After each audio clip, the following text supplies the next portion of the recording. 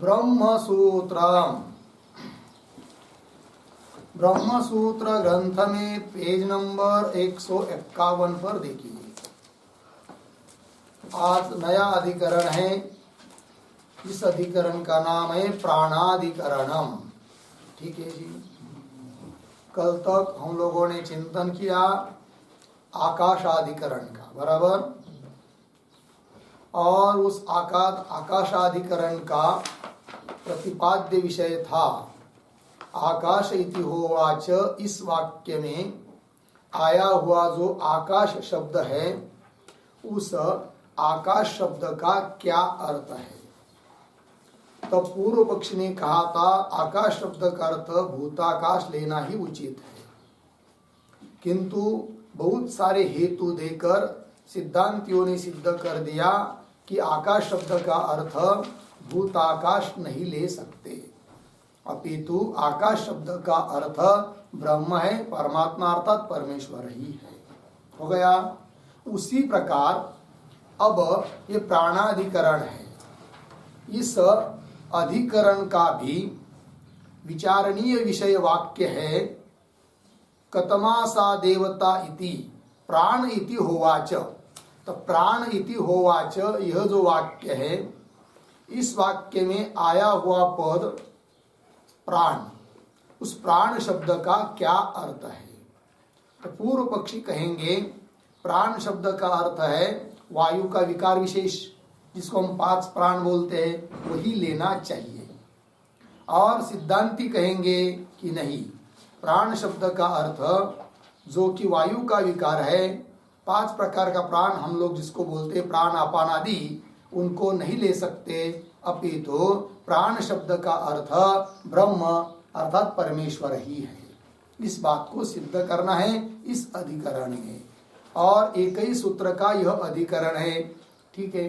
तो इस अधिकरण के भाष्य आदि को पढ़ने के पहले उस अधिकरण के बारे में थोड़ा हम लोग लिख लेते हैं। तो लिखते हैं 9 नंबर का यह अधिकरण है प्राणाधिकरणम। प्राणाधिकरणम, और एक ही सूत्र इसमें 23 नंबर का। नीचे के पंक्ति में कंस में लिखिए ब्रह्मणः एव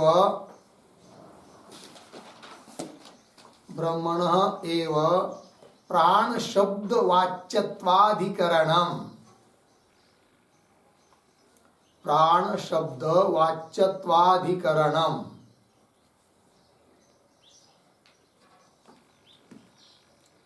प्राण शब्द वाच्यत्वाधिकरणम पूर्णविराम कंस बंद। मतलब प्राणाधिकरण के लिए क्या प्रतिपाद्य विषय क्या है, एक थोड़े शब्द में कह दिया कि प्राण शब्द का वाच्य कौन है, ब्रह्म ही है। इस बात को बताने वाला यह अधिकरण है। थोड़े में समझ में आ जाता है कि अधिकरण क्या कहना चाहता है। तो चलिए नंबर 1 संगति।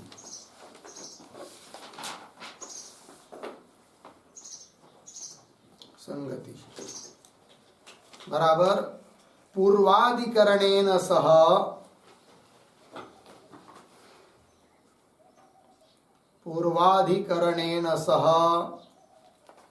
अस्य अधिकरणस्य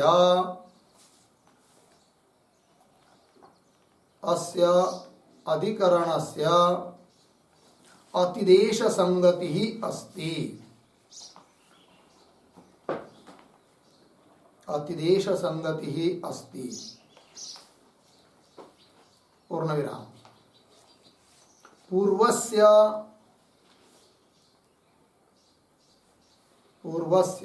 अत्र अतिदेशः अस्ति।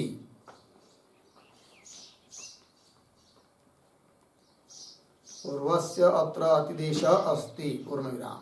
यथा आगे उद्धरण चिन्ह में आकाश इति होवाच, उद्धरण चिन्ह बंद। आकाश इति होवाच इत्यत्र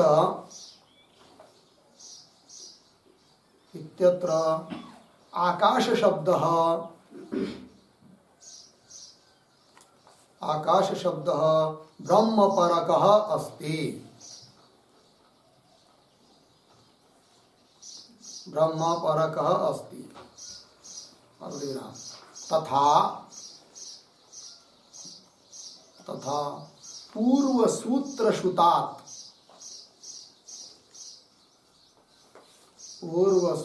श्रुतात् लिंगात एव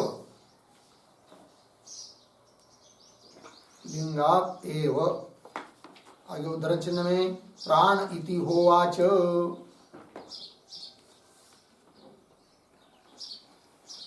उद्धरण चिन्ह बंद इत्यत्र प्राण शब्दः अपि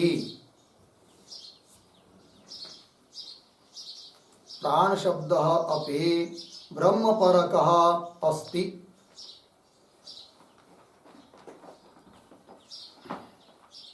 ब्रह्मपरकः अस्ति। एतादृशः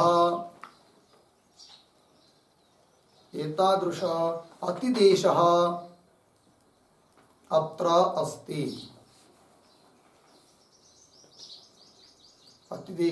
अस्ति। अतः अतिदेश संगति भवति।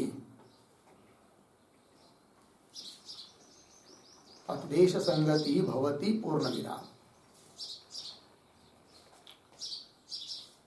पैराग्राफ छोड़कर नीचे की पंक्ति में यद्वा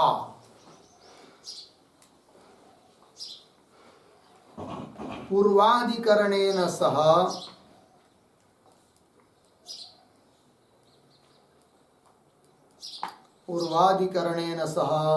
अस्य अधिकरणस्य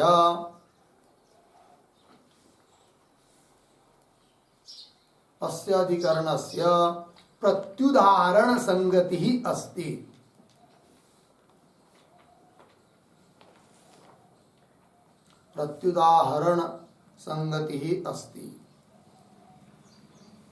पूर्ण विराम। तथा ही पूर्वं समस्त भूतादि सृष्ट्यादि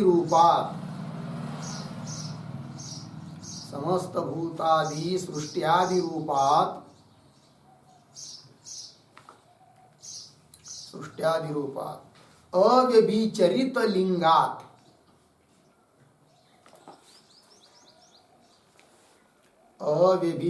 लिंगात् यथा आकाश श्रुतेः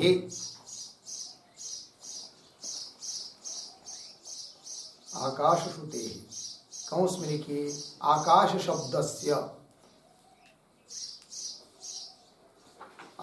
शब्दस्य कंस बन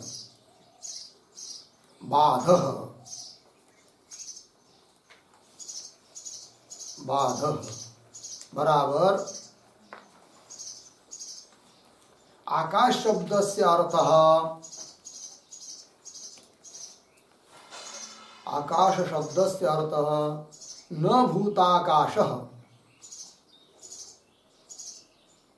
न भूताकाशः किंतु ब्रह्म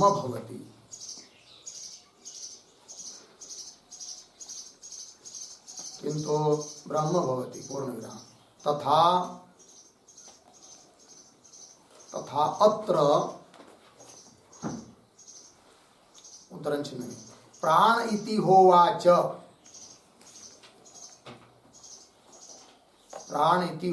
उद्धरण चिन्ह बन इत्यत्र प्राणश्रुतेः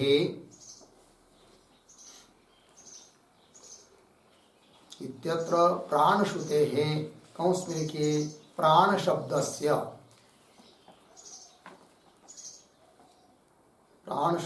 कंस बन बाधः न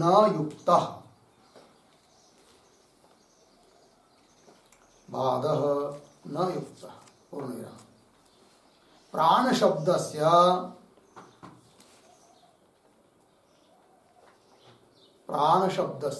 प्राणः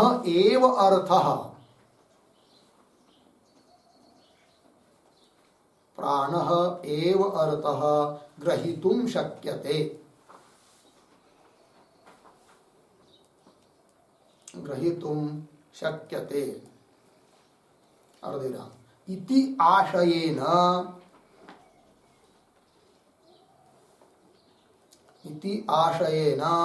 पूर्वपक्षस्य उत्थानात्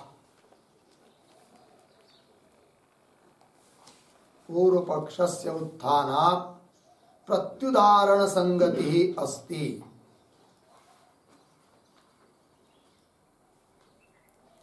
प्रत्युदाहरण संगति अस्ति।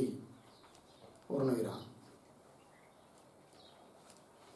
प्राणे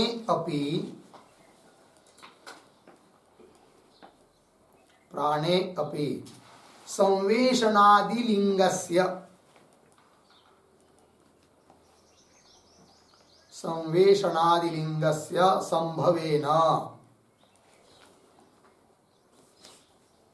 संभवेन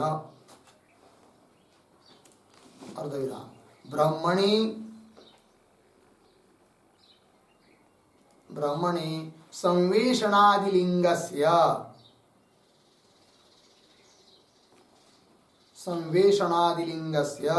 व्यभिचरितत्वात्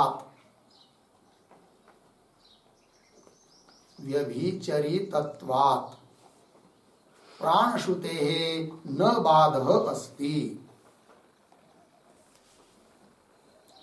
प्राणश्रुतेः न बाधः अस्ति। पूर्णविराम। इति अतः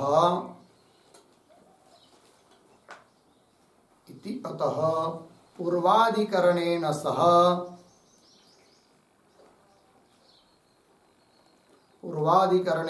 अस्य अधिकरणस्य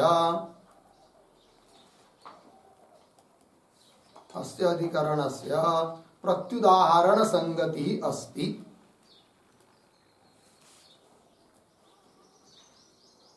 प्रत्युदाहरण संगति अस्ति इत्यर्थः। ठीक है, चलिए भाई अर्थ समझ लेते हैं। तो इस प्राणाधिकरण की पूर्व के अधिकरण के साथ कौन संगति है तो बता दिया। दो प्रकार की संगति बता सकते हैं, एक तो अतिदेश संगति किंवा प्रत्युदाहरण संगति। तो अतिदेश संगति कैसी हो रही है तो बता दिया क्या, पूर्वाधिकरणेन सह अस्य अधिकरणस्य अतिदेश संगति अस्ति। क्यों? पूर्वस्य अत्र अतिदेश अस्ति। पूर्व का यहाँ इस अधिकरण में अतिदेश किया है, अर्थात पूर्व अधिकरण में आकाश शब्द का अर्थ ब्रह्म ही है।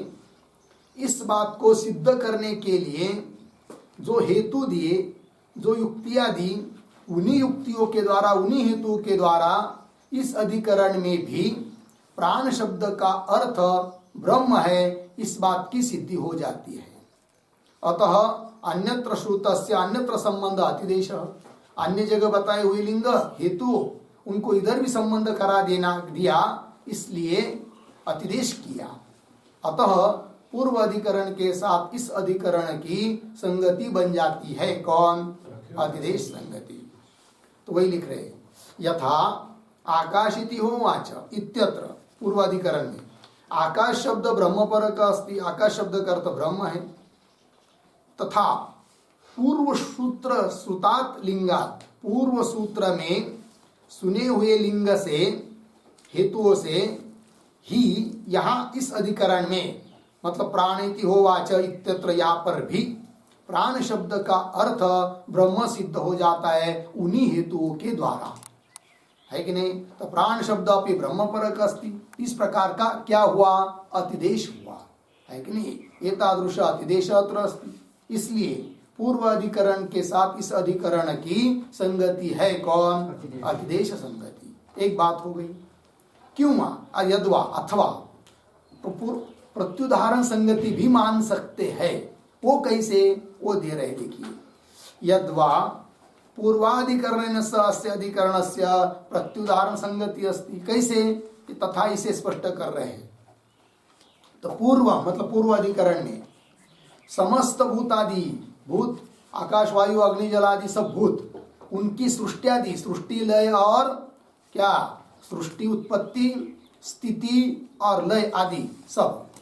तो पूर्वम समस्त भूतादि सृष्ट्यादि रूपात अव्यभिचरित लिंगात यथा आकाश श्रुते, आकाश श्रुते का अर्थ आकाश शब्द से, आकाश शब्द का बाद है, आकाश शब्द का बाद है मतलब आकाश शब्द का अर्थ भूताकाश नहीं है।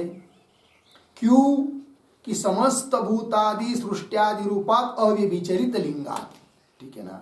तो भूत भौतिक जितना भी प्रपंच है उसका उत्पत्ति स्थिति लय आकाश में नहीं हो सकता है, ब्रह्म में ही होता है, अर्थात निश्चित रूप से ब्रह्म में ही है, अव्यभिचरित लिंग है। ब्रह्म को छोड़कर आकाश में भी यदि भूतों की उत्पत्ति आदि हो पाती तब तो व्यभिचरित लिंग हो जाता, किंतु ब्रह्म में ही सृष्टि की उत्पत्ति होती है, आकाश आदि स्थिति और लय होता है। अतः अव्यभिचरित लिंग के कारण वहां पर आकाश शब्द का अर्थ किया क्या? ब्रह्म। तो पंक्ति देखिए, पूर्वम समस्त भूतादि सृष्ट्यादि रूपात अव्यभिचरित लिंगात यथा आकाश श्रुते बाद, मतलब आकाश शब्द से अर्थ न भूताकाश बाद हुआ, किंतु ब्रह्म भवती, आकाश शब्द का अर्थ ब्रह्म ही किया, क्योंकि ब्रह्म में ही हो सकती है समस्त भूतों की सृष्टि स्थिति और लय। इसलिए वो तो बात वहां की हुई पूर्व अधिकरण की। अब इस अधिकरण में उसके विरुद्ध कैसे? देखिए, तथा अत्र मतलब इस अधिकरण में, प्राणाधिकरण में, प्राण इति होवाच इत्यत्र, यहाँ पर जो प्राण श्रुते है, प्राण श्रुति मतलब प्राण शब्द, उसका बाद नहीं है, बाद न युक्त। क्यों?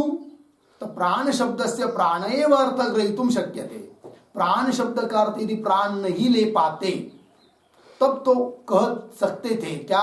प्राण शब्द का यहाँ पर बाद हो रहा है, किंतु प्राण शब्द का अर्थ पंच प्राण जो कहे गए हैं उसको भी ले सकते हैं, अतः प्राण शब्द का अर्थ बाद नहीं है। जैसे पूर्वाधिकरण में आकाश शब्द का बाद है, वैसा इस अधिकरण में प्राण शब्द का बाद नहीं है।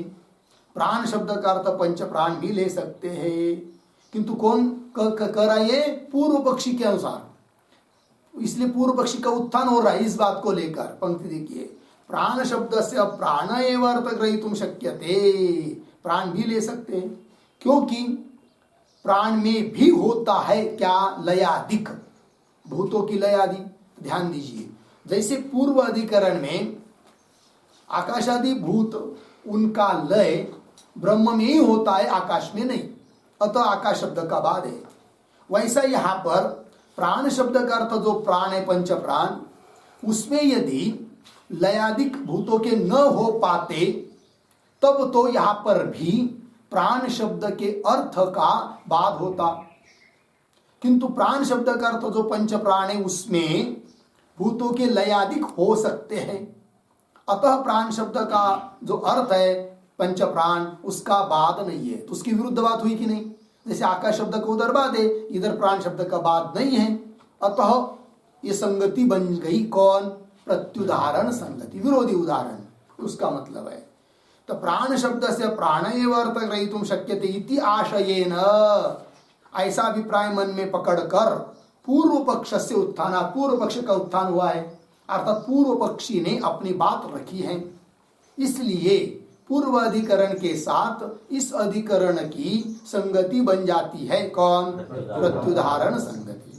तो प्रत्युदाहरण संगति अस्ति, वही करे प्राणे अपि संवेशनादि लिंगस्य संभवेन, प्राणेपि प्राण में भी संवेशनादि, संवेशन मतलब लय आदि, लय होना है कि नहीं, भूतों का लय होना प्राण आदि में, ये सब संभव है किसमें? प्राण में। ठीक है, कैसे वो आ रहा है आगे? तो प्राणे अपि, अब पूर्व पक्षी जब अपनी बात कहेगा भाष्य में तब स्पष्ट होगा।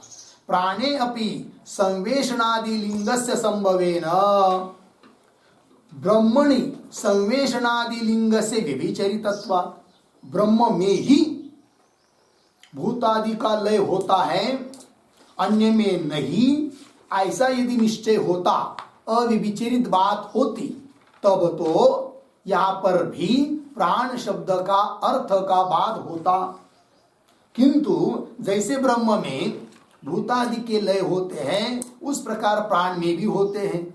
अतः प्राण शब्द का मुख्य अर्थ रह पाता है, अर्थात प्राण शब्द का बाद नहीं है, जैसे कि पूर्व में आकाश शब्द का बाद हुआ था। लग गया अर्थ? चलिए, तो ब्रह्मणि संवेशनादि लिंगस्य व्यभिचरितत्वात्, मतलब ब्रह्म में ही उनका लय है, ये बात नहीं। व्यभिचरितत्व का मतलब व्यभिचरितत्वात्, व्यभिचरित होने से, नियम पक्का न होने से, प्राण श्रुते न बाद अस्ति, प्राण श्रुति का मतलब प्राण शब्द का बाद नहीं है। इति अतः, ऐसा होने के कारण पूर्वाधिकरणेन सह, पूर्वाधिकरण के साथ अस्य अधिकरणस्य, इस अधिकरण की प्रत्युदाहरण संगति ही अस्ति। हो गया? चलिए, तो संगति समझ में आ गई। अब 2 नंबर पर है विषय। अब इस अधिकरण का क्या विषय है इसको स्पष्ट करेंगे। तो विषय बराबर आगे उद्धरण चिन्ह में कतमा सा देवतेति, कतमा सा देवतेति प्राण इति होवाच, प्राण इति होवाच। उद्धरण चिन्ह बंद। छांदोग्य 1:11-4, 1:11-4 आगे इत्यादि वाक्यम अत्र, इत्यादि वाक्यम अत्र विचार विषयः अस्ति, विचार विषयः अस्ति पूर्ण विराम। नीचे की पंक्ति में पैराग्राफ छोड़कर एकदा, एकदा दुर्भिक्षेण त्रस्तः, दुर्भिक्षेण त्रस्तः उषस्ति नामकः,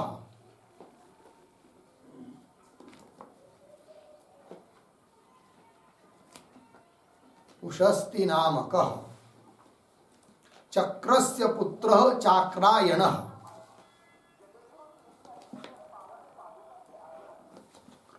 चक्रस्य पुत्रः चाक्रायणः कश्चित् विद्वान् ऋषिः, कश्चित् विद्वान् ऋषिः धन कामनया, धन कामनया कस्यचित् राज्ञः, कस्यचित् राज्ञः यज्ञे गतवान्, यज्ञे गतवान् पूर्ण विराम। तत्र सह, सह उषस्ति, उषस्ति प्रस्तोतारम, प्रस्तोतारम बराबर प्रस्तोता नामकम ऋत्विजम, प्रस्तोता नामकम ऋत्विजम पृष्टवान, पृष्टवान पूर्ण विराम। उद्धरण चिन्ह में प्रस्तोतर या, प्रस्तोतः प्रस्तोतर या देवता, या देवता प्रस्तावम अन्वायत, अन्वायत्ता, प्रस्तावम अन्वायत्ता। उद्धरण चिन्ह बंद। छांदोग्य 1:10-9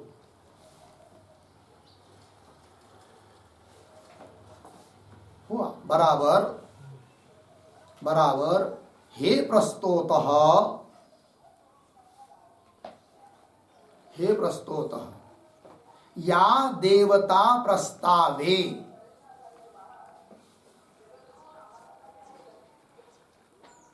या देवता प्रस्तावे, कंस में लिखिए, छांदोग्यस्य स्तुति प्रकरणे,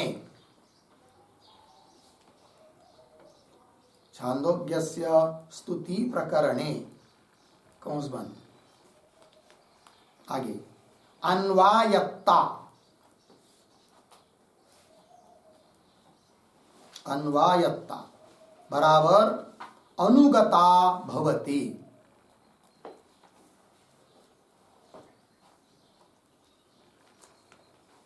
अनुगता भवति पूर्ण विराम, सा कतमा अस्ति,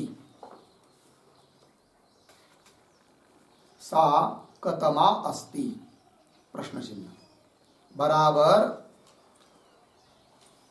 बराबर सा प्रस्ताव अधिष्ठात्री देवता, सा प्रस्ताव अधिष्ठात्री देवता का प्रश्न चिन्ह इत्यर्थः, देवता का प्रश्न चिन्ह इत्यर्थः पूर्ण विराम, यदि यदि ताम देवताम, यदि ताम देवताम अविज्ञाय,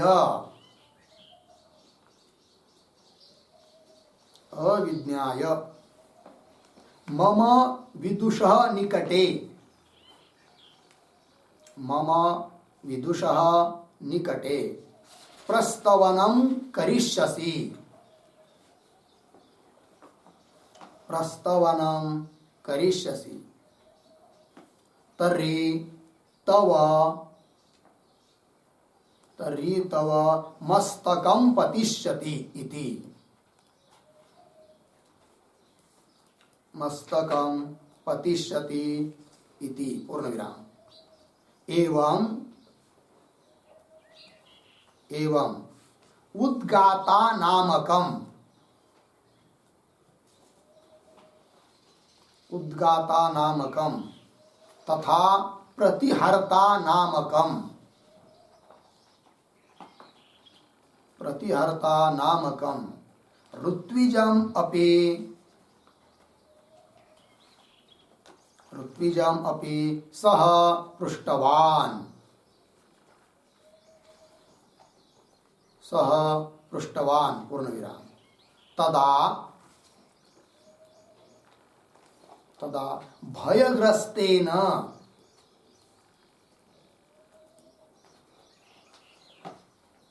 भयग्रस्तेन प्रस्तोत्रा,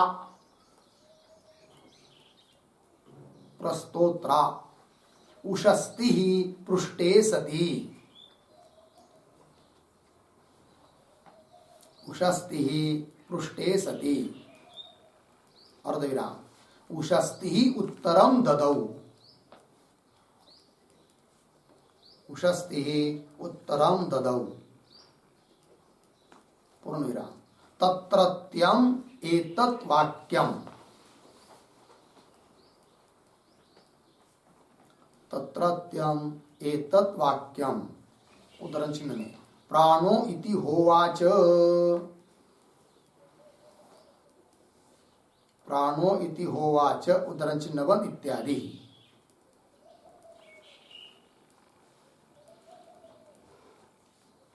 तत्र प्राण शब्दस्य अर्थः कः, प्राण शब्दस्य अर्थः कः प्रश्न चिन्ह, इति अत्र विचार्यते, इति अत्र विचार्यते, ठीक है। चलिए भाई अर्थ को देखिए भाई, तो क्या है इस अधिकरण का विषय, तो बता रहे कतमा सा देवता इति प्राण इति होवाच, ये वाक्य है छांदोग्य उपनिषद का 1:11-4 इत्यादि वाक्य मात्र विचार विषय, विचार का विषय वाक्य कौन है, प्राणो इति होवाच मुख्य, तो पूरा वाक्य कतमा सा देवता इति प्राण इति होवाच ये वाक्य है। तो लेकिन प्रसंग क्या है, कैसा है वहां का, तो भी थोड़ा लिख के दिया संगति लगने के लिए। तो क्या हुआ, एक बार एकदा बहुत अकाल हुआ, दुष्काल जिसको कहते हैं, बारिश हुई नहीं, त्राही त्राही हो गई, अन्न भी मिलने को मुश्किल हो गया। तो ऐसे स्थिति में दुर्भिक्षेण त्रस्त, उस अकाल के त्रस्त, अकाल से त्रस्त व्याकुल दुखी कोई एक ऋषि जिनका नाम था उशस्ती। तो उशस्ती नाम का कोई ऋषि, उनको चाक्रायन भी कहते हैं क्योंकि उनके पिता का नाम था चक्र। तो चक्र के पुत्र होने के कारण चाक्रायन, ऐसा उशस्ती कोई विद्वान ऋषि थे। कुछ धन तो मिल जाए इस दृष्टि से किसी राजा के यज्ञ में गए। कस्यचित राज्ञ यज्ञ गतवान, राजा के यज्ञ में गए और जहां यज्ञ चल रहा था वहां पर वो बैठ गए। फिर वहां यज्ञ में जाकर स उशस्ती ही, उस उशस्ती ने क्या किया, बहुत विद्वान थे ही, तो जो वहां पर ऋत्विज लोग थे उनमें से प्रस्तोता, तो उस प्रस्तोतारम अर्थात प्रस्तोता नामकम ऋत्विजम पृष्ठवान, उशस्ती ने पूछा उस प्रस्तोता नाम के ऋत्विज को। क्या पूछा, प्रस्तोतर्या देवता प्रस्तावम अन्वायत्ता, ये पूछा। मतलब क्या, तो उसका अर्थ आगे लिख के दिया, हे प्रस्तोत, संबोधन, हे प्रस्तोत, या देवता प्रस्तावे, अर्थात छांदोग्य की स्तुति प्रकरण है प्रस्ताव, जिसकी स्तुति तुम कर रहे हो उसी मंत्र को लेकर, लेकिन उसमें उस प्रस्ताव में अर्थात तो जो स्तुति कर रहे हो उसमें अनुगत देवता कौन है, अर्थात किसकी स्तुति कर रहे हैं, उस स्तुति का विषयभूत देवता कौन है, इसको तुम जानते हो या नहीं जानते हो, ऐसा पूछा। किसने, चाक्रायन उशस्ती नाम के ऋषि ने। किसको, प्रस्तोता नाम के ऋत्विज को। ठीक है, तो हे प्रस्तोतो या देवता प्रस्तावे अन्वायत्ता अनुगता भवति, सा कतमा अस्ति, वो कौन है, अर्थात सा प्रस्ताव अधिष्ठात्री देवता का, उस प्रस्ताव की अधिष्ठात्री देवता कौन है। और यदि उशस्ती नाम के ऋषि बोल रहे चाक्रायन, क्या, यदि ताम देवताम अविज्ञाय, हे प्रस्तोता तुम स्तुति तो करते जा रहे हो किंतु जिसकी स्तुति कर रहे हो उस देवता को यदि तुम, अधिष्ठात्री देवता को तुम जाने बिना यदि स्तुति कर रहे हो मेरे सामने, तो बहुत गड़बड़ हो जाएगी, तुम्हारा मस्तक गिर जाएगा, ऐसा कह दिया। किसने, उशस्ती नाम के ऋषि ने। देखिए, यदि ताम देवताम अविज्ञाय मम विदुष निकटे, विद्वान ऐसे मेरे सामने पास में तुम प्रस्तवनम करिष्यसि, प्रस्तवन कर रहे हो, स्तुति कर रहे हो, तर्हि तव मस्तकम पतिष्यति, तुम्हारा मस्तक गिर जाएगा। ठीक है, तो इसी प्रकार जैसे प्रस्तोता नाम के ऋत्विज को उशस्ती ने पूछा, उसी प्रकार और भी ऋत्विज होते यज्ञ में, जैसे उद्गाता भी होता है, प्रतिहर्ता भी होता है, उनको भी बाद में पूछा, है कि नहीं। एवं उद्गाता नामकम तथा प्रतिहर्ता नामकम ऋत्विजम अपि सह पृष्ठवान, सह उशस्ती पृष्ठवान, उशस्ती ऋषि ने पूछा। तब वो पहले तो पूछा प्रस्तोता को, तो वो बहुत घबरा गया, अरे बाप रे, अब तो मेरा सिर भी गिर सकता है, तब क्या करूं, मैं तो जानता नहीं इस प्रस्ताव की अधिष्ठात्री देवता कौन है करके। तब वो शरण गया उशस्ती को और पूछा उन्होंने, महाराज जी आप ही बता दीजिए कि इस प्रस्ताव की अधिष्ठात्री देवता कौन है। ऐसा बोले, कौन, प्रस्तोता नामक ऋत्विज। ठीक है, वही। तदा भयग्रस्तेन प्रस्तोत्रा, भयग्रस्त ऐसा जो प्रस्तोता उसके द्वारा, तृतीया प्रस्तोत्रा उशस्ती पृष्ठे सती, उशस्ती पूछे जाने पर, अर्थात पूछा किसने, प्रस्तोता ने, ऋत्विज ने, किसको, उशस्ती नाम के ऋषि को, पृष्ठे सती पूछने पर उशस्ती उत्तरम ददौ, उशस्ती ने उत्तर दिया। क्या उत्तर दिया, तत्रत्यम एतद् वाक्यम, वहां का ये वाक्य है, उत्तर दिया। क्या उत्तर दिया, प्राणो इति होवाच। ठीक है ना, उस प्रस्ताव की अधिष्ठात्री देवता कौन है, प्राण है, ये बात बता दी। किसने, उशस्ती। ठीक है ना, तो प्राणो इति होवाच इत्यादि। अब यहाँ पर प्रश्न उपस्थित होता है कि अधिष्ठात्री देवता के रूप में प्राण बताया, लेकिन प्राण मतलब कौन, तो वही तत्र प्राण शब्दस्य अर्थ, कौन अर्थ है, क्या अर्थ लेंगे, इति अत्र विचार्यते, इस बात का इस अधिकरण में क्या करना है, विचार करना है। लग गई संगति जी। चलिए अब आगे नंबर 3 पर संदेह व संशय।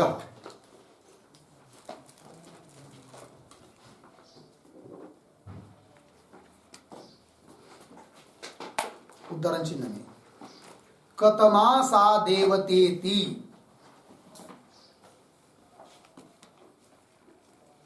कतमा सा देवतेति प्राण इति होवाच।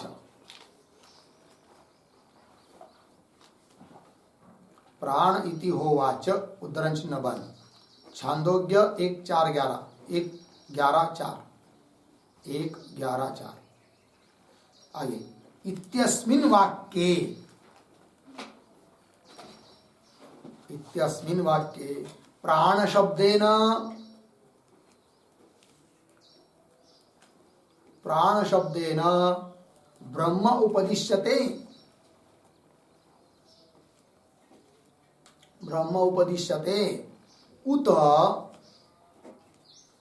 उत वायु विकारः,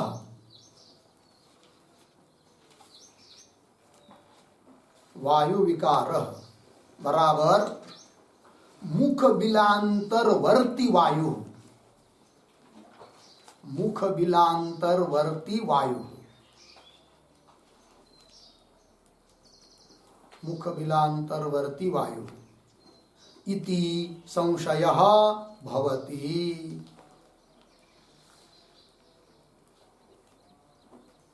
इति संशयः भवति। लग गया जी। चलिए अर्थ तो कतमा सा देवता, वो देवता अधिष्ठात्री देवता कौन है, तो प्राण इति होवाच, प्राण बता दिया। इस वाक्य में प्राण शब्देन ब्रह्म उपदिश्यते, प्राण शब्द से ब्रह्म का उपदेश किया जा रहा है। अथवा उत वायु का विकार अर्थात मुख बिलांतरवर्ती वायु, मुख नासिका के द्वारा अंदर बाहर जाने वाला जो वायु विशेष है, प्राण अपान समान आदि, वो लेना है। प्राण शब्द से ये हो जाता है क्या, संशय। क्योंकि प्राण शब्द का प्रयोग दोनों तरफ दिखाई देता है। बहुत जगह प्राण शब्द का अर्थ ब्रह्म भी लिया गया है और बहुत जगह प्राण शब्द का अर्थ शरीर के अंदर जो 5 प्रकार का प्राण है वो भी लिया गया है। इसलिए क्या हो जाता है, संशय। लग गया अर्थ। चलिए आगे। अब इस पर आता है पूर्व पक्ष। नंबर 4 पूर्व पक्ष।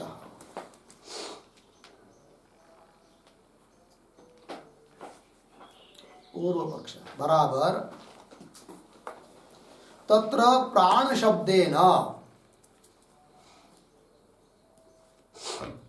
तत्र प्राण शब्देन मुख बिलांतरवर्ती, मुख बिलांतरवर्ती वायु भवेत्, वायु भवेत् पूर्ण विराम।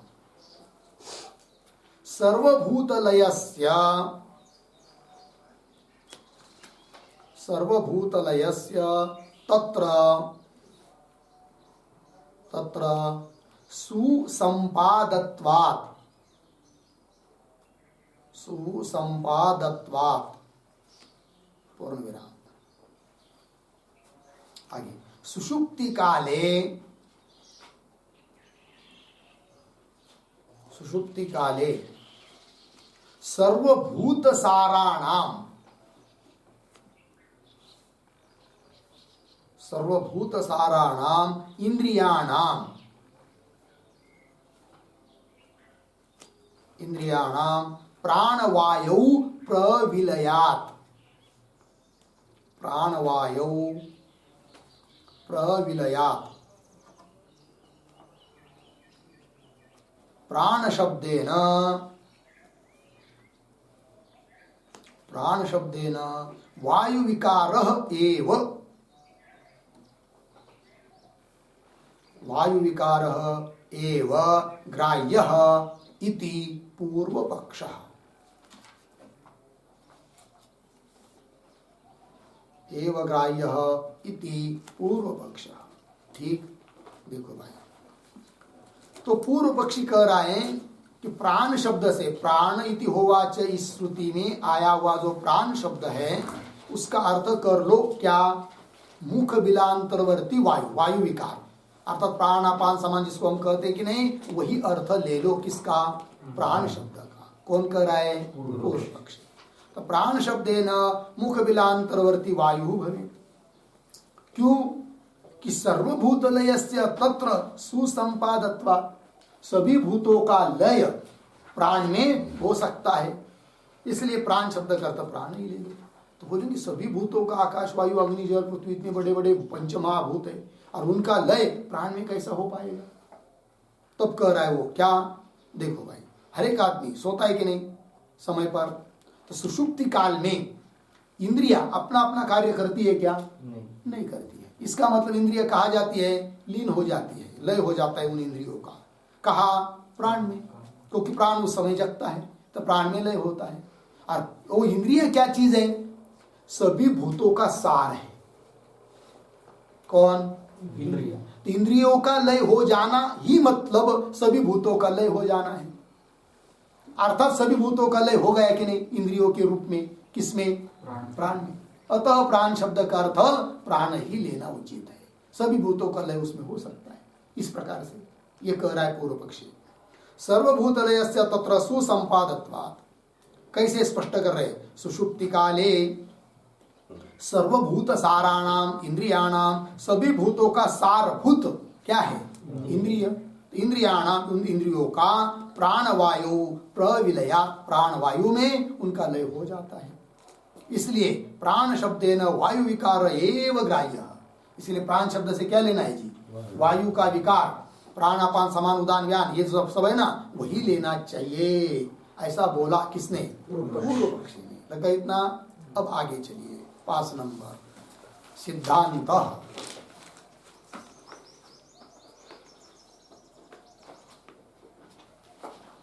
सिद्धांत देखिए बराबर, प्राण शब्द ब्रह्म परः एव भवति। प्राण शब्द ब्रह्म परः एव भवति, पूर्ण विराम। इंद्रिय मात्र लय परत्वे, इंद्रिय मात्र लय परत्वे व्याख्यायमाने, व्याख्यायमाने उत्तरंचन में सर्वाणि ह वा, सर्वाणि ह वा इमानि भूतानि, इमानि भूतानि प्राणम एव, प्राणम एव अभिसंविशन्ति,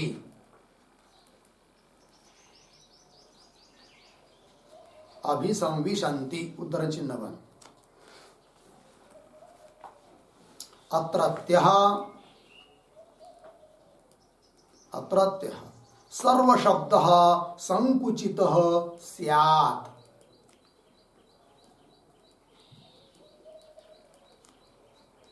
सर्वशब्दः संकुचितः स्यात्, पूर्ण विराम।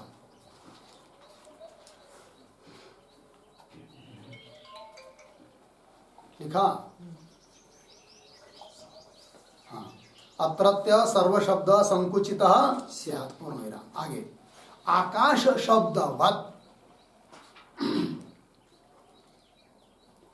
आकाश शब्दवत् प्राण शब्द अपि, प्राण शब्द अपि शौत रूढ़ी एवकाराभ्याम, शौत रूढ़ेवकाराभ्याम, शौत रूढ़ी एवकाराभ्याम ब्रह्मवाचकः एव अस्ति, ब्रह्मवाचकः एव अस्ति, पूर्ण विराम। आगे, अस्ति ही प्राण शब्दस्य, अस्ति ही प्राण शब्दस्य ब्रह्मणे शौत रूढ़ि, ब्रह्मणि श्रौत रूढ़ी, कौंस में लिखी श्रुति प्रसिद्धि, श्रुति प्रसिद्धि कौंस बात। उद्धरण चिन्ह में आगे प्राणस्य प्राणम, उद्धरण चिन्ह बन प्राणस्य प्राणम इत्यत्र ब्रह्म विवक्षया, ब्रह्म विवक्षया द्वितीय प्राण शब्द प्रयोगात्, द्वितीय प्राण शब्द प्रयोगात् प्राणः, प्राणः बराबर ईश्वरः इत्यर्थः। ठीक हो गया। अर्थ देखिए सिद्धांति क्या कहते हैं। प्राण शब्द ब्रह्म पर एव भवति, प्राण शब्द का अर्थ ब्रह्म ही है, वायु विकार नहीं है। तो क्यों, यदि प्राण शब्द का अर्थ प्राण वायु विकार लेंगे तो केवल इंद्रियों का लय उसमें मानना पड़ता है, तब तो बड़ी दिक्कत होगी। क्यों कि श्रुति कहती है सर्वाणि ह वा इमानि भूतानि प्राणमेव अभिसंविशन्ति, सर्वाणि इमानि भूतानि सभी ये सब भूत प्राण में लय हो जाते हैं, तो सभी भूत कह दिया, फिर ये सभी कह दिया तो सर्व शब्द का अर्थ संकुचित करना पड़ रहा है। फिर कब, यदि प्राण शब्द का अर्थ वायु विकार लेंगे तो संकुचित करना पड़ रहा है, इस श्रुति में आया हुआ सर्व शब्द का अर्थ का संकोच करना पड़ता है, क्योंकि सभी भूतों का लय तो प्राण में हो नहीं सकता। तो अर्थ करना पड़ेगा क्या, भूतों का सारभूत इंद्रियों का लय। तो भूतों को नहीं लिया, सारभूत इंद्रियों को लिया, तो अर्थ का क्या हुआ, संकोच हुआ। ये दिक्कत आती है। उसके अपेक्षा प्राण शब्द का अर्थ यदि ब्रह्म करते तो ब्रह्म में सभी भूतों का लय हो जाता है, कोई दिक्कत नहीं आती। ये कह रहे प्राण शब्द ब्रह्म पर एव भवति, इंद्रिय मात्र लय परत्वे, है कि नहीं, केवल इंद्रिय का ही लय मानेंगे तो व्याख्याय माने, ऐसा व्याख्यान करेंगे तो सर्वाणि ह वा इमानि भूतानि प्राणमेव अभिसंविशन्ति, सभी ये भूत प्राण में ही लय हो जाते, प्रवेश कर जाते। अत्रत्य इस वाक्य में आया हुआ सर्व शब्द क्या होगा, संकुचित होगा, अर्थात उसका अर्थ न्यून करना पड़ेगा। बहुत ज्यादा पूरा अर्थ नहीं लेंगे, सर्व मतलब सभी भूत, ऐसा अर्थ न करके सर्व शब्द का अर्थ क्या, इंद्रिय, ऐसा करना पड़ेगा। ये दिक्कत है। इसलिए प्राण शब्द का अर्थ वायु विकार नहीं, अपितु प्राण शब्द का अर्थ ब्रह्म है। आगे आकाश शब्दवत प्राण शब्द अपि श्रौत रूढ़ी एवकाराभ्याम, जैसे पीछे आकाश शब्द के बारे में आया था कि नहीं, श्रौत रूढ़ी श्रुति में प्रसिद्ध है आकाश शब्द का अर्थ ब्रह्म करके, उसी प्रकार प्राण शब्द का अर्थ ब्रह्म है, यह भी श्रुति में प्रसिद्ध है। तो श्रौत रूढ़ी हुई। और एवकार भी आया है कि नहीं, एवकार कहाँ आया है, तो प्राणम एव अभिसंविशन्ति, एव आया कि नहीं वहां पर अभी के वाक्य में, है कि नहीं, एवकार आया है। उससे भी ये निश्चय होता है कि प्राण शब्द का अर्थ ब्रह्म ही है। देखिए भाई, आकाश शब्दवत प्राण शब्द अपि श्रौत रूढ़ी एवकाराभ्याम ब्रह्मवाचक एव अस्ति, ब्रह्म ही उसका अर्थ है। अस्ति ही प्राण शब्दस्य ब्रह्मणि श्रौत रूढ़ी, है प्राण शब्द ब्रह्म अर्थ में श्रुति में प्रसिद्ध है। बोले कि उदाहरण बताओ, तो उदाहरण दिया यहाँ पर प्राणस्य प्राणम, तो दो शब्द इसमें, एक षष्ट्यंत एक प्रथमांत है। तो प्राणस्य, इस प्रथम प्राण शब्द का अर्थ होता है क्या, वायु विकार रूप प्राण, और उन प्राणों का भी प्राण, अर्थात द्वितीय जो प्राण शब्द है प्रथमांत, उसका अर्थ है ब्रह्म, अर्थात ब्रह्म के लिए प्राण शब्द का प्रयोग श्रुति में प्रसिद्ध है। अतः प्राण इति होवाच, यहाँ पर आया हुआ प्राण शब्द का अर्थ भी ब्रह्म ही है, वायु विकार नहीं है, ये कहना। अस्ति प्राण शब्द से ब्रह्मणि श्रौत रूढ़ी, श्रौत रूढ़ी मतलब श्रुति में प्रसिद्धि। कैसे, प्राणस्य प्राणम इत्यत्र ब्रह्म विवक्षया, ब्रह्म कहने की इच्छा से द्वितीय प्राण शब्द प्रयोगा, द्वितीय प्राण शब्द का प्रयोग हुआ है ब्रह्म बताने की इच्छा से, प्राणस्य प्राणम दूसरा प्राण शब्द, इसलिए प्राण शब्द का अर्थ हो जाता है ईश्वर, अर्थात ब्रह्म परमेश्वर, यही अर्थ है। ये सिद्धांत हुआ, लग गया जी। अब आगे चलिए 6 नंबर प्रयोजनम।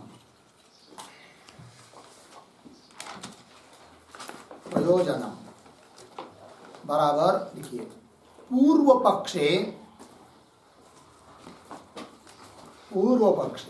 प्राण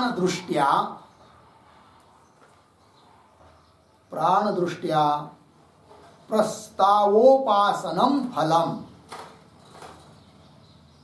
प्रस्तावोपासनम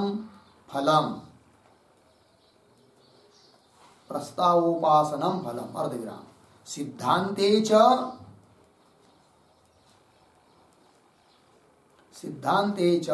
ब्रह्म दृष्टिया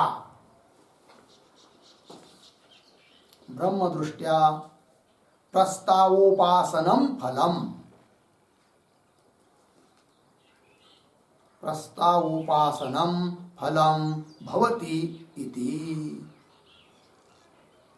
ठीक है, देखिए भैया अर्थ।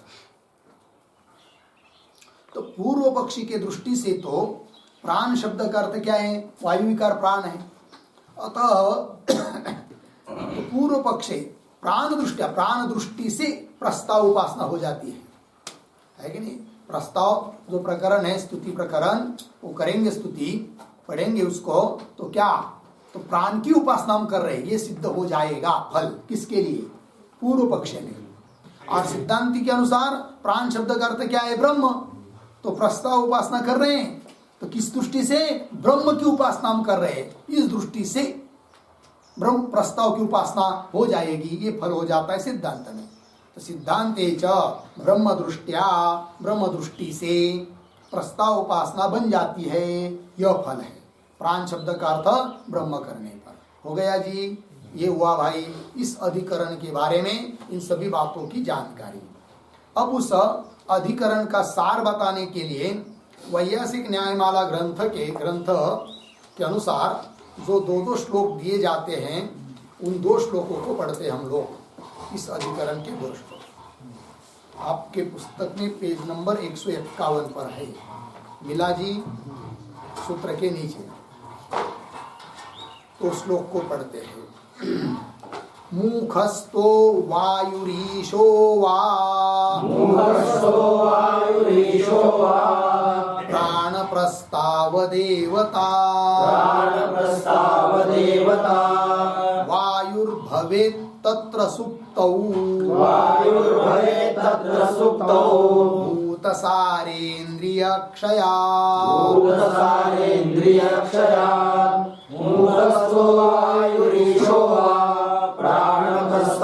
देवता वायुर्भवेत् तत्र सुप्तो भूतसारेन्द्रियक्षयात्। पदच्छेद देखिए। मुखस्थः वायुः ईशः वा प्राणः प्रस्ताव देवता वायुः भवेत् तत्र सुप्तौ भूतसार इंद्रियक्षयात् भूतसारेन्द्रियक्षयात्। ठीक है, अन्वय। प्रस्ताव देवता प्राणः मुखस्थ वायुः ईशः वा मुखस्थ वायु ईशो वा। हो गया, आगे। तत्र वायुः भवेत् तत्र वायुः भवेत् सुप्तौ भूतसारेन्द्रियक्षयात्। ठीक है, देखिए भाई। तो प्रस्ताव देवता, प्रस्ताव की देवता कौन? प्राण। तो वह प्राण कौन है? तो मुखस्थ वायु ईशो वा, ये हुआ संशय। प्रस्ताव की देवता जो प्राण, वो कौन है? मुख में रहने वाला वायु विकार पंच प्राण वो है। क्यों? वहां प्राण शब्द का अर्थ ईश्वर है। ये क्या हुआ? संदेह हुआ। ठीक है, तो पूर्व पक्षी कह रहा है तत्र वायु भवे, तो प्राण शब्द का अर्थ क्या करेंगे? वायु ही कर लेंगे। बोलेंगे क्यों? इसलिए कि सुप्तौ सुषुप्ति में भूत सार इंद्रिय क्षयात्, सभी भूतों का सार आकाश वायु इत्यादि भूतों का सारभूत जो इंद्रिय, उन इंद्रियों का क्षय हो जाता है। क्षयत का अर्थ लिखिए लयात, लय हो जाता है। कहां पर? सुषुप्ति में। अतः प्राण में भी तो लय हो रहा है सभी भूतों का इंद्रिय के रूप में। अतः प्राण शब्द का अर्थ वायु ही लेंगे, ऐसा बोल रहा है कौन? पूर्व पक्षी। ठीक है जी। चलिए, इस श्लोक में सबसे पहला शब्द आया है अन्वय के अनुसार प्रस्ताव देवता। ठीक है, उस पर एक वाक्य लिखिए। प्रस्तावस्य, प्रस्तावस्य बराबर बराबर स्तुति विशेष वेद भागस्य, स्तुति विशेष वेद भागस्य, वेद भागस्य देवता रूपेण वर्णितः, देवता रूपेण वर्णितः प्राणः, प्राणः मुखस्थः वायुः, मुखस्थः वायुः उत ईश्वरः इत्यर्थः, उत ईश्वरः इत्यर्थः। पूर्ण विराम हो गया। तो प्रस्ताव देवता क्या चीज है, तो स्पष्टीकरण कर दिया। प्रस्तावस्य देवता, प्रस्ताव मतलब स्तुति विशेष, ऐसा जो वेद का भाग उसका, उसकी देवता। तो देवता रूपेण कौन बताया गया है? वर्णित कौन है? प्राण। तो देवता रूपेण प्रस्ताव की देवता करके कहा गया है कौन? प्राण। तो देवता रूपेण वर्णित प्राण, तो वो प्राण कौन है? मुखस्थ वायु है अथवा ईश्वर है, ऐसा ही अभिप्राय हुआ। लग गया अर्थ? चलिए दूसरे श्लोक को पढ़ते हैं। संकोचो क्षय परत्वे स्यात्, संकोचो क्षय परत्वे स्यात्, सर्वभूतलय श्रुतेः, सर्वभूतलय श्रुतेः, आकाश शब्दवत् प्राण, आकाश शब्दवत् प्राण, शब्दस्तेनेश वाचकः, शब्दस्तेनेश वाचकः, संकोचो क्षय परत्वे स्यात्, सर्वभूतलय श्रुतेः, आकाश शब्दवत् प्राण, शब्दस्तेनेश वाचकः। संकोचः अक्षपरत्वे स्यात्, सर्वभूतलय श्रुतेः, आकाश शब्दवत् प्राण शब्द तेन ईशवाचकः। हो गया अन्वय। अक्षपरत्वे, अक्षपरत्वे सर्वभूतलय श्रुतेः संकोचः स्यात्, संकोचः स्यात्। आगे आकाश शब्दवत् प्राण शब्द, किंवा तेन लीजिए पहले, तेन आकाश शब्दवत् प्राण शब्द ईशवाचक। हो गया जी। अर्थ देखिए भाई, सिद्धांति करे। अब पहला श्लोक जो आता है ना हर एक जगह, वो पूर्व पक्षी का, और उत्तर श्लोक सिद्धांतियों का। तो सिद्धांति कह रहे अक्ष परत्वे, अक्ष मतलब इंद्रिया, इंद्रियों का लय हो जाता है सुषुप्ति में। तो सर्वाणि भूतानि, यहाँ पर सभी भूत इस शब्द का अर्थ यदि अक्ष इंद्रिया केवल कर लेते हैं, भूत शब्द का अर्थ पंचमहाभूत न लेकर इंद्रिय कर लेते हैं, तो होता क्या होगा? क्या? अक्ष परत्वे, तो सर्वभूत लय श्रुते संकोच स्यात्, सभी भूतों का लय बताने वाली जो श्रुति है उसमें आया हुआ जो सर्व शब्द है उसका क्या होगा? संकोच करना पड़ेगा, जो कि दोष है। यदि समस्त अर्थ सर्व शब्द का अर्थ ले सकते हैं तो संकोच करना दोष है, इसलिए वो ठीक नहीं है। क्या ठीक नहीं है? कि प्राण शब्द का अर्थ वायु विकार रही है, यह अर्थ करना ठीक नहीं है। अन्यथा उस प्राण में फिर इंद्रियों का ही लय होता है, तो सर्वाणि भूतानि इसका अर्थ केवल इंद्रिय लेना पड़ेगा, तब तो संकोच हो जाएगा अर्थ में, वो ठीक नहीं है। इसलिए प्राण शब्द का अर्थ वायु विकार प्राण नहीं अपितु ब्रह्म है। तब सर्वभूत लय श्रुति का संकोच करना नहीं पड़ता है। लगा पंक्ति? चलिए, अक्षपरत्वे सर्वभूत लय श्रुते संकोच स्यात्। लग गया? तो सर्वभूत लय श्रुते है पद आया है, उस पर लिखते एक वाक्य उद्धरण चिन्ह में, सर्वाणि ह वा इमानि भूतानि, सर्वाणि ह वा इमानि भूतानि,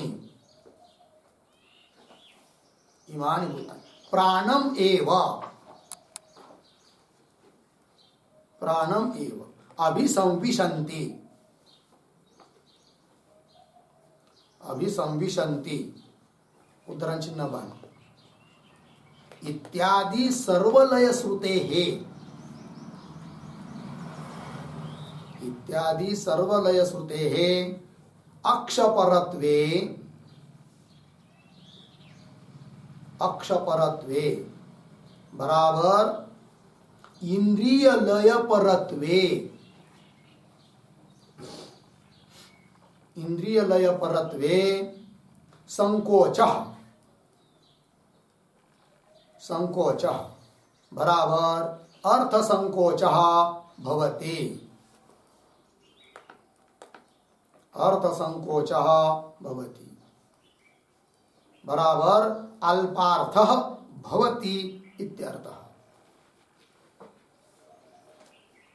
अल्पार्थ भवति इत्यर्थः। हो गया? चलिए भाई, अर्थ तो सर्वलय श्रुति बात बताइए। सर्वलय श्रुति मतलब कौन श्रुति? वो श्रुति दे दी आपको, सर्वाणि ह वा इमानि भूतानि, सभी ये भूत प्राणम एवं प्राण में ही अभिसंविशन्ति लय को प्राप्त होते हैं, ये श्रुति है वो। इत्यादि सर्वलय श्रुति है, अक्षपरत्वे है कि नहीं? सर्वलय श्रुति ये जो है उसमें सभी का लय बताने वाली श्रुति, उसका अक्षपरक इंद्रिय परक अर्थ करेंगे तो संकोच संकोच हो जाता है, फिर अर्थ संकोच होता है, अल्प अर्थ लिया जाता है जो कि ठीक नहीं है। अतः प्राण शब्द का अर्थ वायु विकार प्राण नहीं अपितु प्राण शब्द का अर्थ क्या? ब्रह्म है। चलिए श्लोक में जाइए, अक्षपरत्वे सर्वलय श्रुते संकोच स्यात्, मिला इतना? तेन, इसलिए आकाश शब्दवत, जैसे आकाश शब्द का अर्थ ब्रह्म था उसी प्रकार प्राण शब्द ईशवाचक, प्राण शब्द का अर्थ भी क्या है? ईश्वर है, अर्थात परमेश्वर है, अर्थात ब्रह्म ही है। लग गया अर्थ जी? ये बात बता दी। इस अधिकरण का क्या कहना है कि सार रूप से इस दोनों श्लोकों में बता दिया। होगा इतना? अब आएगा भाष्य, तो भाष्य को पढ़ेंगे हम लोग, किंतु उसका विचार कल कर लेते हैं। ओम पूर्णमदः पूर्णमिदं पूर्णात् पूर्णमुदच्यते पूर्णस्य पूर्णमादाय पूर्णमेवावशिष्यते। ओम